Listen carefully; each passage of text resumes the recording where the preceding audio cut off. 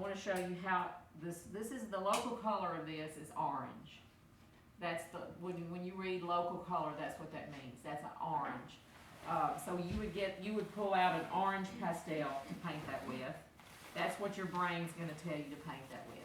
That's the first color you're going to go. Just like when you paint a portrait, you're going to grab flesh tone. Most of the time, a brand new person doing a portrait is going to pick out one flesh tone, and they're going to do the whole face flesh. Now, isn't that what you would think to do when you first start doing this? So as you look at different colors with this orange, it's going to affect it different. Now I don't see, with this gray, I don't see a lot of color bouncing up in there. Can anybody see any color bouncing up in there? From the shadow, you don't see a whole lot. The gray doesn't affect it a lot. Now this one, you do.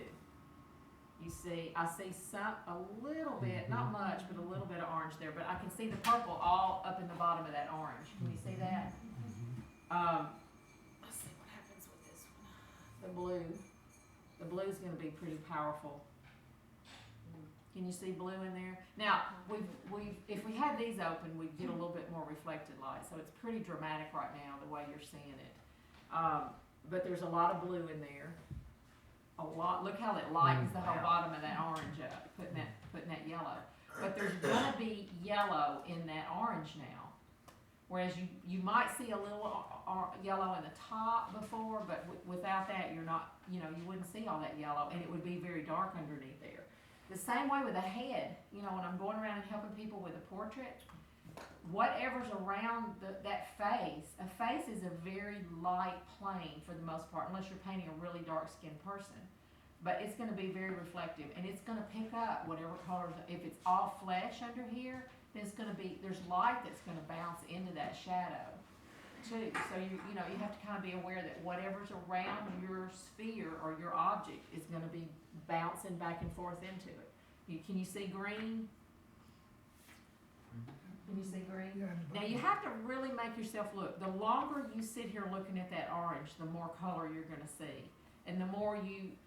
When I get ready to paint something like this, I would pull up paintings of oranges and fruit, and I would start looking at what other people have seen, and then I look at it and I go, oh, darn, that is in there. That color is in there. So that's kind of an important thing to do as you're painting too. Now here's black. Let's see what happens with black. There are a lot of particularly still life painters who like to use black boxes. The old masters use very dark backgrounds, and their subjects were just like a sparkling jewel. Part of their subject would totally melt into that black background. And it's pretty dark down here where the shadow meets the orange, and it almost totally you lose that whole edge from shadow into orange there. Whereas if you have a light color under it, it changes it. And that's all I've got color-wise. I'm going to go back to the white. And just paint with that white, little white napkin thing under it. I just like that better. I like that contrast better, and I like the different colors that it picks up. Now, I'm seeing purple. I'm seeing purple all around the edge of this shadow right here. I'm seeing really strong blue right there. I'm seeing purple in here. Y'all see that at all? It's hard to see. It's hard to see when normally when you first start looking at objects like that, you just see orange. You just see orange, and you don't see all those colors. But I do see a lot of that purplish pink up here in the top. And when I first started, I painted a little bit on this last night, and I think I had this gray underneath it, and I did not see purple in that orange. All right, now I don't see any purple. I may see a little bit of purple in the top, but I was seeing some blue in the top of that orange. So see how the whatever's around your subject is going to affect it. The lighter your subject is, the more reflective it is, and the more it's going to pick up color. If you're outside on a day like this, as soon as the clouds clear and it's a totally bluebird day, that blue is going to be in everything. It's not going to be in the darks as much, but you're going to see blue in the tops of the leaves. You're going to see them on the top of your car. When I looked at this morning, my whole driveway was blue for a minute when the sky was blue, where it was wet and it's concrete. and it was really, really blue. So a huge part of painting is learning to see color and not just painting, oh, you know, she's got a red shirt on and a black vest and blue jeans, and that's the only color. I'm just gonna get those colors out of my paint box. Is learning to see all the other colors that are in there based on what's around you. Setting up a still life, like I said, there's a million different things you can do, and this is not a demonstration about still life, so I won't go into too much there. When I set up to do pastel, I use a piece of foam core. We used to use all kinds of different things. They didn't have foam core when I first started doing this. We didn't use cardboard because it has ridges in it. We used ceiling tiles because they were light, and we would put a couple of sheets of pastel paper on it. We used pieces of plywood, masonite. Masonite was heavy. You know, you're carrying these, and we used those big pieces of canson paper that are like 19 by 25. So you had a big heavy board that was kind of hard to carry around. Foam core is perfect because it's so nice and light, has a little bit of a spongy surface for you to paint on, similar to a canvas, because you get a little bit of bounce. You're not painting on a hard, rigid surface. Your colors lay down against a hard, rigid surface in a very different way than they do a soft, bouncy surface. You can tell that when you paint on canvas. Some people use canvas and they tape it to a board, or watercolorists tape their paper to a board. So you get a different feel with your brush, the way your brush hits it, and the way your pastel stick hits it. You get a real different feel if you have we would put maybe 6 or 8 layers of paper or newsprint underneath our paper to give us a little bit of a bounce so that you're not having a real hard edge. There are several kinds of pastel paper. I use canson paper, and that's on those notes over there on the shelf are some notes. If you didn't get those, you can grab some of those before you go, with some just basics about pastel portraiture, but it tells you a little bit about pastels. My Tins paper, I've got a whole shelf of it over here. You're welcome to look at it. It has a tooth in it so that it will hold 6, 8, maybe 10 layers of pastel, of a medium to a hard pastel. Once you pick up these real soft Sennelier pastels, you'll get maybe 2 layers of these in there. Maybe. I don't know, maybe 2 or 3, depending on how hard you press or how light you press, to how quick it will fill the tooth of the paper up. So there are very, very soft pastels, and then there are medium to medium hard. This is what I suggest, and this is on your list. These are new pastels. They're called NUPASTELES. They're medium hard to medium pastel.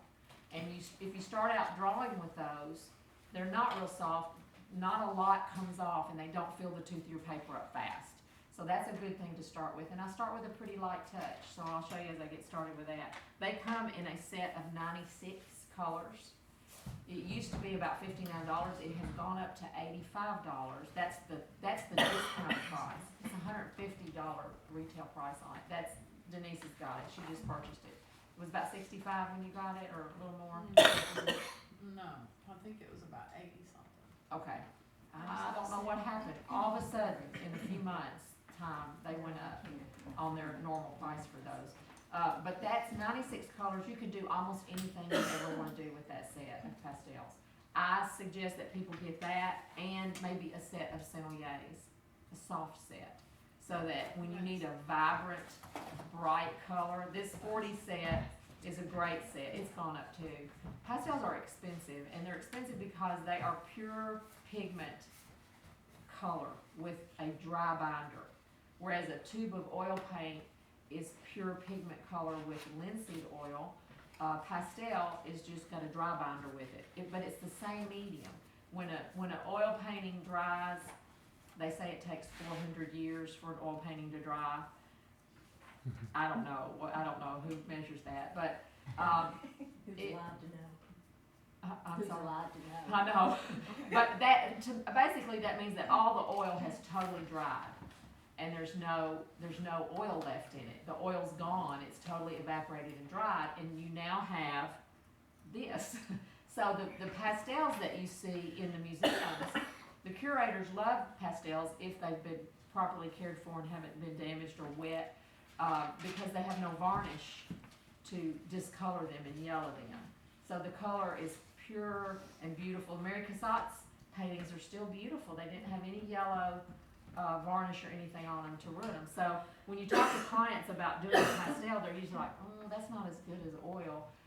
And it is as beautiful and vibrant as long as you get it framed and protected and under glass. Then it will last for centuries if it's if it's cared for and kept from any kind of damage. Any questions on that, on pastels or on them? And I'll talk more about that in class, and I'll show you different examples. I have some sets laid out over here afterwards if you want to look at them. I've got probably, I don't know, 3,000 pastels. I've got a lot of pastels. I bought these art bins to keep them in at one point, and I spray painted them the gray-green that's on my walls and on that palette, because that is a good color to gauge. That's a mid-tone, cool gray that you can judge your colors more accurately against. Where did you get those art bins? ASW, I think. Now, that's been years. It's been 15 years maybe since I bought them all. But they have 3 trays in them, and I forget how many pastels. They hold a lot of pastels. I have since, I don't carry these things around with me anymore. I have a box, and I have all my reds, all my warms in one box, and all my cools in another box. And I spent years organizing my pastels, numbering them, wrapping tape around them, putting them in order. Anything to not paint. No. No, 'cause it's fun to play with your supplies and enjoy the supplies and enjoy buying them and looking at them. So I did that. Because part of the struggle with pastel is finding the right color. You're constantly looking for color, and you never have enough colors. Because you can't just mix anything up. You have to find a stick that's very close to what you need. So there's an art to organizing yourself as you're doing pastel, and I'll talk about that as I'm doing a little bit. You want to, as soon as you find a color that works well, you want to lay it aside, so you don't have to go look for that again. You want to rock it in the cradle of your box, or you want to make a little paper towel and set all your good colors aside, and then keep those for the duration of painting so that you're not constantly looking for them. And you'll want to be consistent. I tell people that as they're working on oil paintings, you don't want to have 5 blues squeezed out on your palette. You want to try to be consistent with your color and limit your palette as much as possible. You'll have a lot more color harmony on there if you'll do that. I usually start with a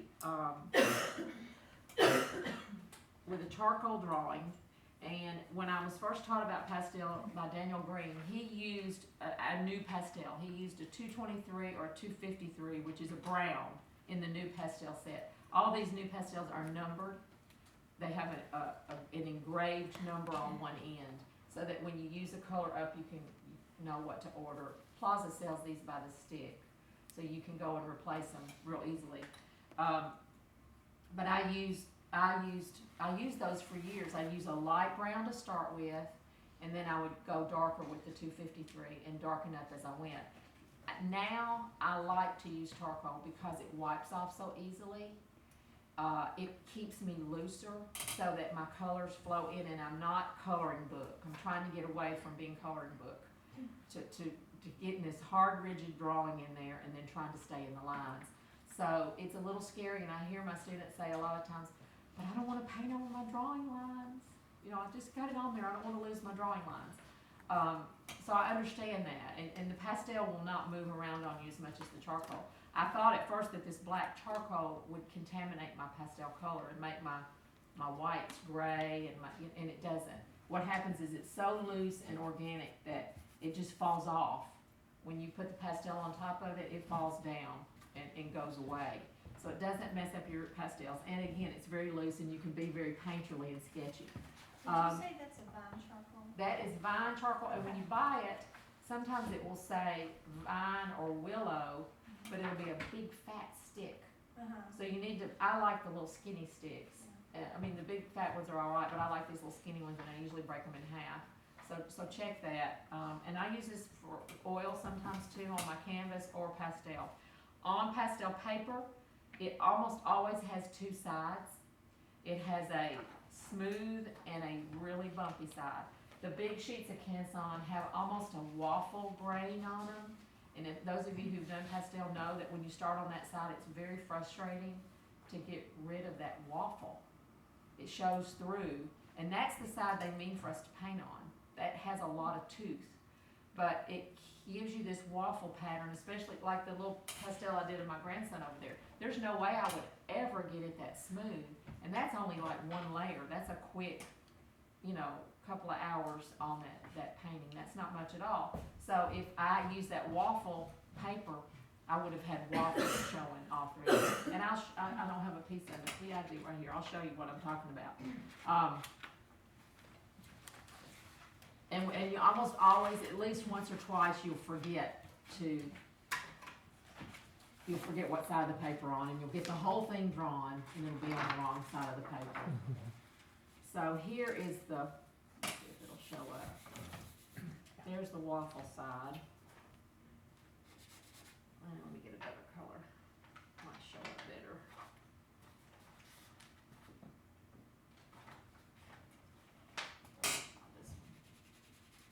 Can you see that? Some colors are worse than others. And then here's the smooth side.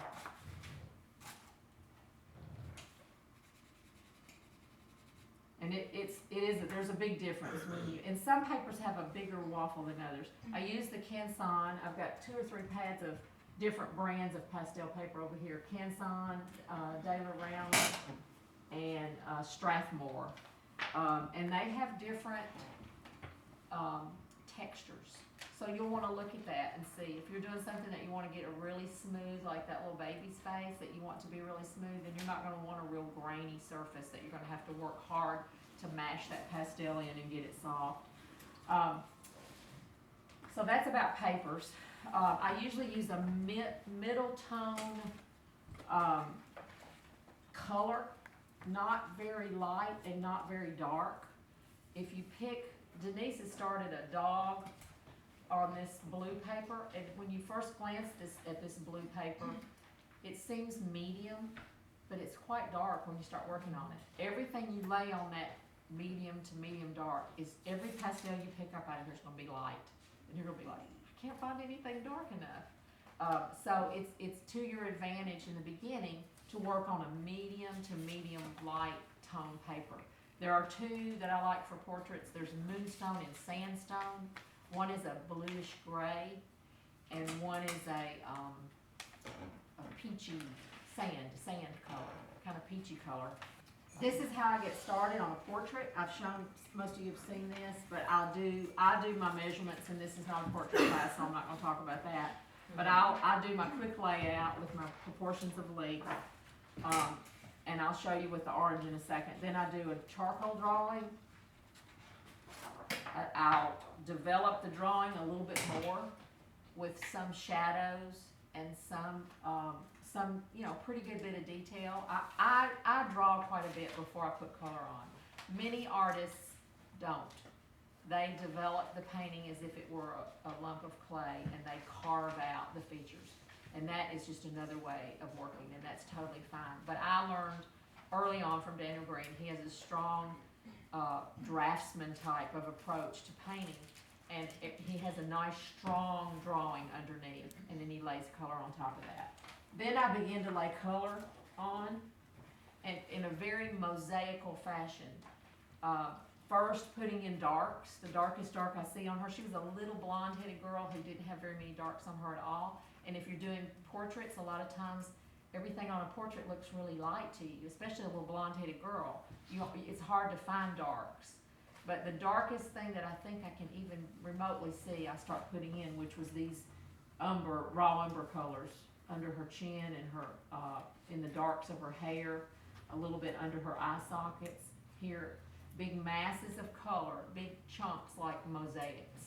So this is kind of my third stage, is getting things real mosaical, and then I use pastel pencils And this is not a finished, beautiful portrait, but this is just showing you the stages of starting to blend these two colors and getting them to round out with the pastel pencils are very hard. The pastel pencils are really hard, and so they blend for you without taking the color off. If you use your finger, a lot of people say, I want to use my finger, and you can use your finger. A lot of people do that, but you have a lot of oil and dirt. I mean, if you're using pastel, I haven't even touched them yet, and I already have it all over my fingers. So you're going to be dragging color in and out of you're going to be muddying up your colors. You can use the little blenders, but what happens with those is they're very hard. They mash the color down into the paper, and sometimes you have to constantly wipe them off because you're going to drag color to color to color. So you can use those. You could use a Q-tip. You can use your elbow. You know, whatever works for you. There's no rules about it, but these are just some things that I've found.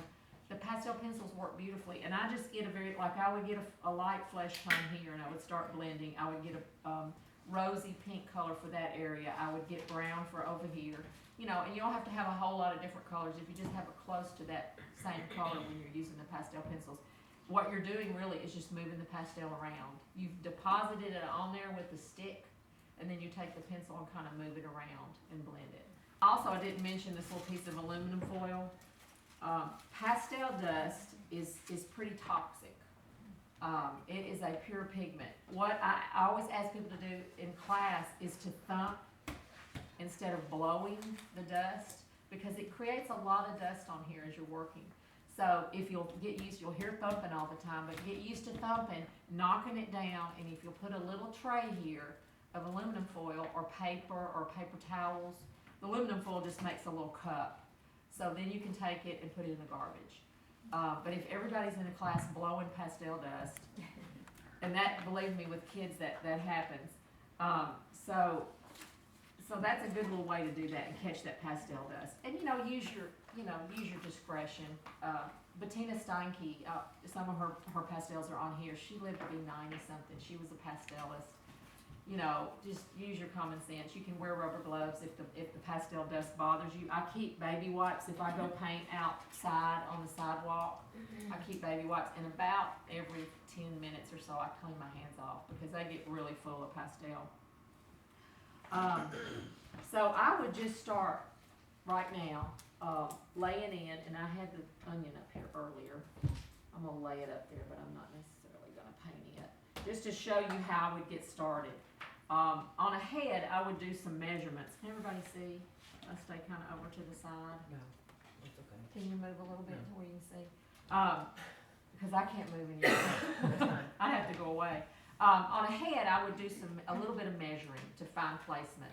But the most important thing on any kind of drawing or painting that you do is how you lay it on there and how much time you spend laying it on there. So I use a little bit of time to find out where I'm going to put something first. And I'll do it for something like this. I'll do a quick gesture drawing, 20 seconds. If it's a figure, I do the same thing. The orange is a little lower than the onion from my vantage point, and they overlap. So I just do that real quickly, and this is so simple. There's nothing really here to draw.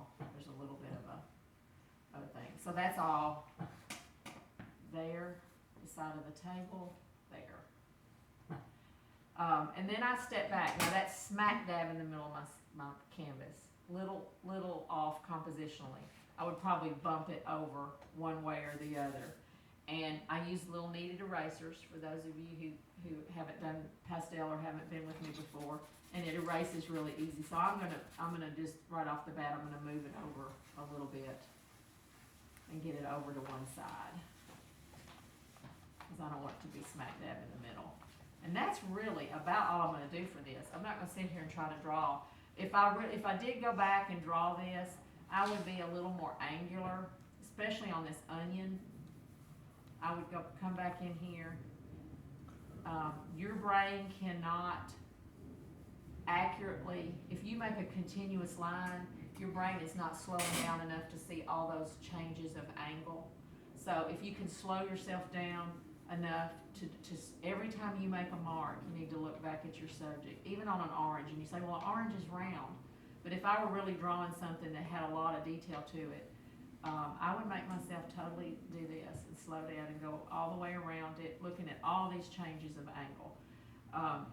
And then once you put paint on there, you're gonna round things out. But it's more painterly when you see all those angles. When you go around the side of I show people that all the time with portraits. When you go around the side of a face, the angle changes over and over and over.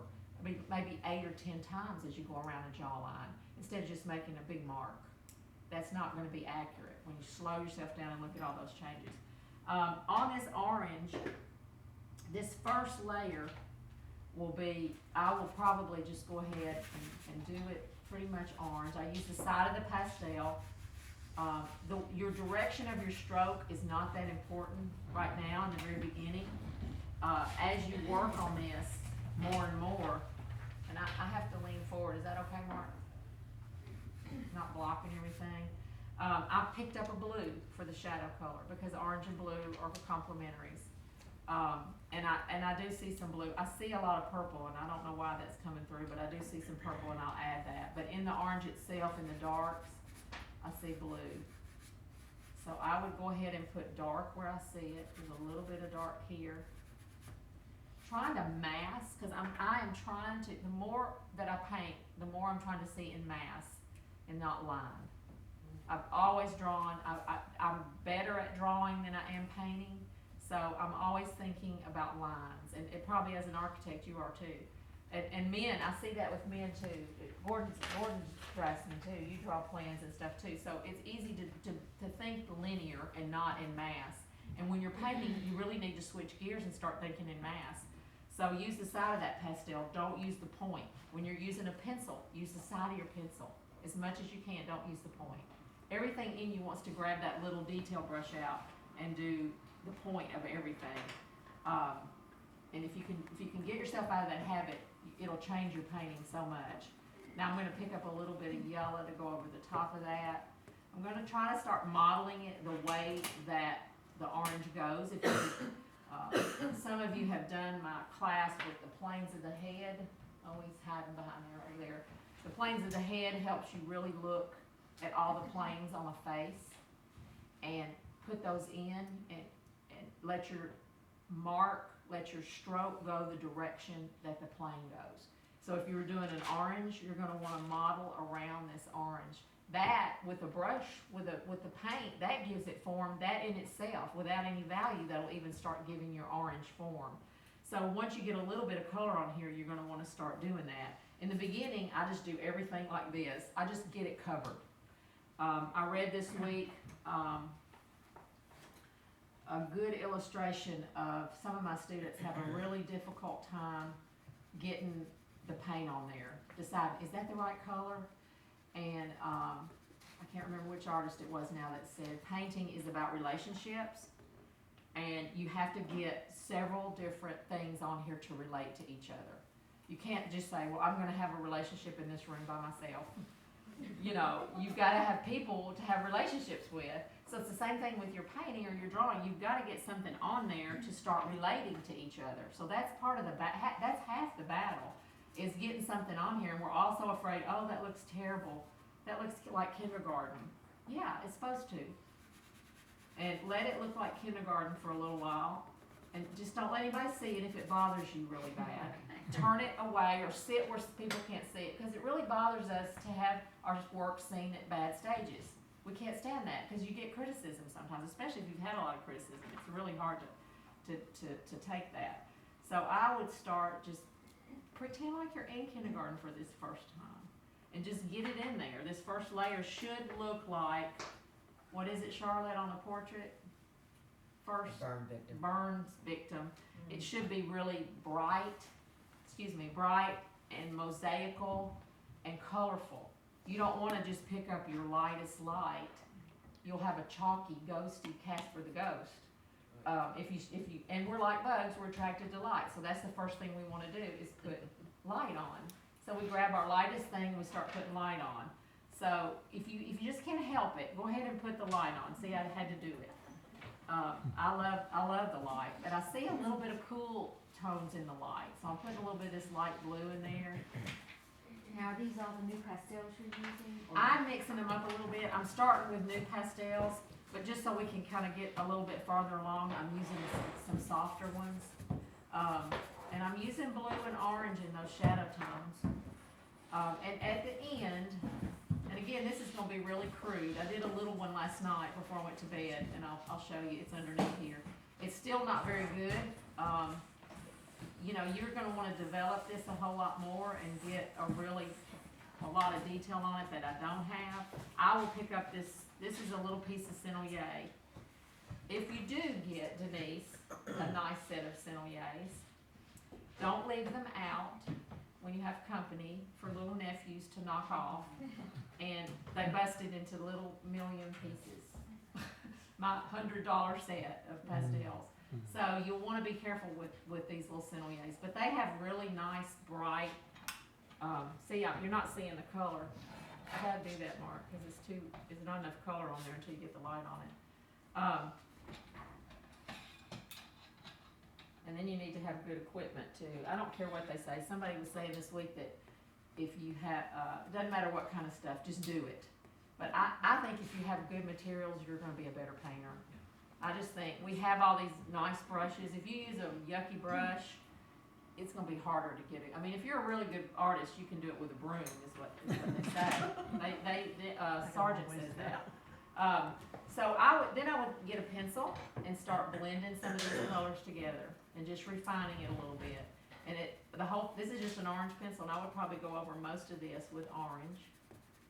I have no shadow on here yet. I would start getting that shadow on pretty quick, because the shadow is going to anchor it so you don't have a floating object. And your shadow's my shadow's not just gray, it's got quite a bit of blue in it. I like any subject that I do, I like for the shadow and the subject to sort of melt somewhere so they don't look all disconnected and separate. As it gets lighter, depending on your light source, as it gets lighter, the shadow's gonna get softer as it goes away from the light source.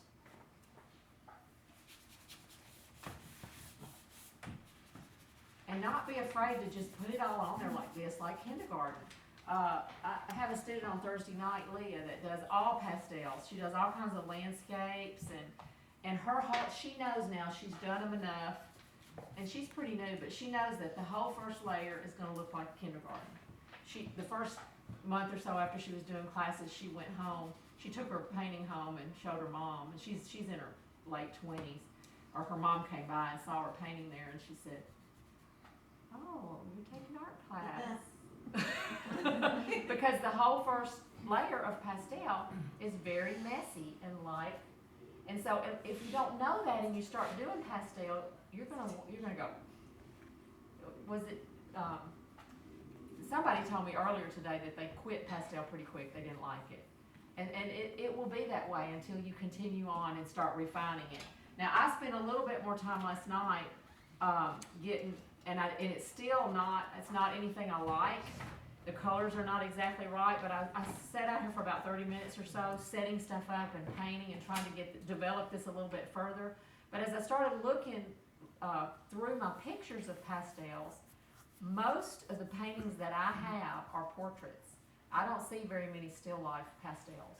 And I think there's a reason. I mean, it's harder to get really dramatic lines and colors with pastels. You have to work pretty hard at it.